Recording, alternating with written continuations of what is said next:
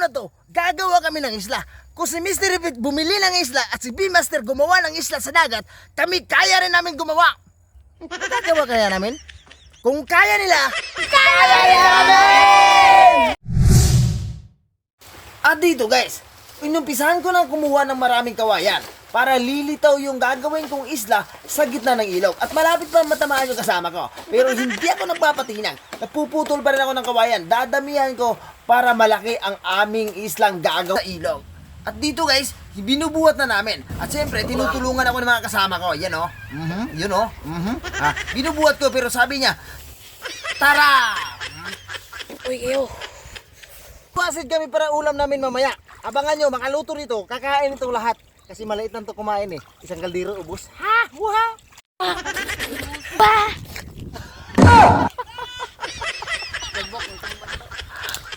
Ngayon guys, marami na tayo nakuha ng kawayan. Umpisa na natin gumawa ng isla.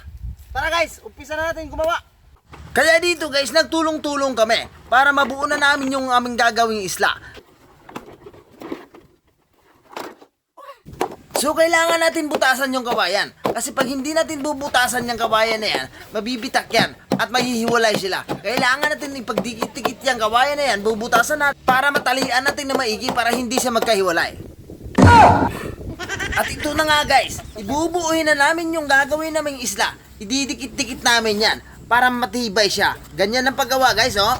Sisipain mo lang yan para maging matibay talaga siya. O, di ba? So malapit na matapos sa aming ginawang isla guys. Manood na kayo. Malapit na matapos. So ngayon guys, tapos na ang ginawa namin kawayan na gagawin namin ng isla sa gitna ng ilog. Ngayon guys, bubuhatin na namin papunta sa ilog. Pero totally guys, hindi pa tapos tong ginawa namin. Lalagyan pa namin ng mga balat ng saging para hindi malalaglag yung lupa sa ilalim ng ilog. Kaya guys, tara, bubuhatin na namin. Uno! Go! Let's go! Ito na yung gagawin namin ng isla. Manood kayo!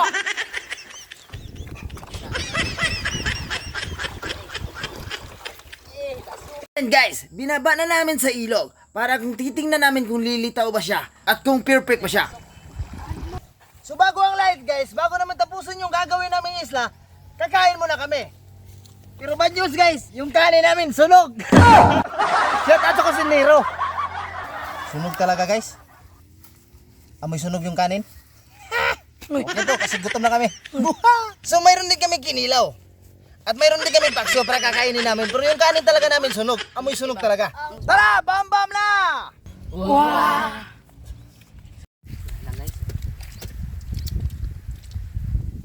So pagkatapos namin kumain guys, ipinahila ko sa kanila yung binuo naming kawayan na gagawin naming isla. Kasi doon namin ilalagay yan sa taas kasi doon ang malalim. At buti na lang malalakas itong magkasama ko. Sobrang lakas niya, tingnan mo. Tingnan mo.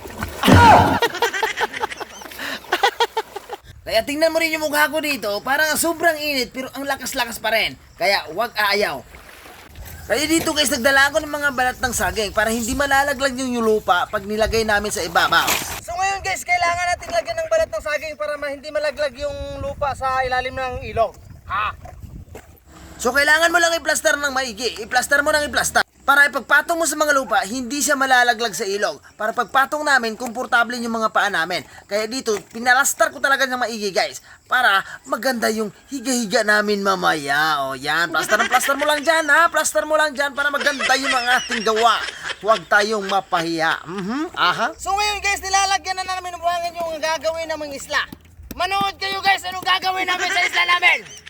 At ayan na nga guys, tapos na nga ang aming ginawa. Kaya nga, yung camera ko, nilagyan ko lang sa kawayan kasi wala tayong pambili ng drone. Yan na lang, kaya masaya. Kuya! Yes! At pwede kang maligo! Tara, mag-ibian na tayo. Lol. Bye-bye!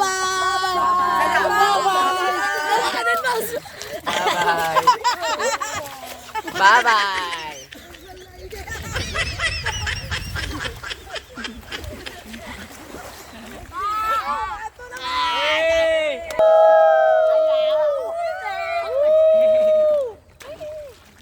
Pwede kang magsayaw!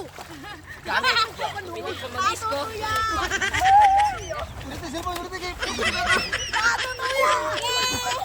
Kaya rin namin.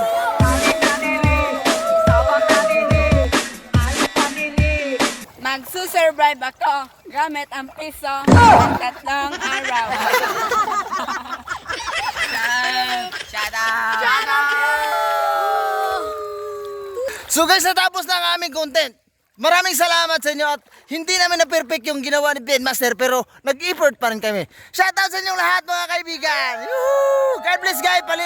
Pakishare ng aming video at pakilike naman at paka-comment na rin. Maraming salamat. God bless all. Thank you.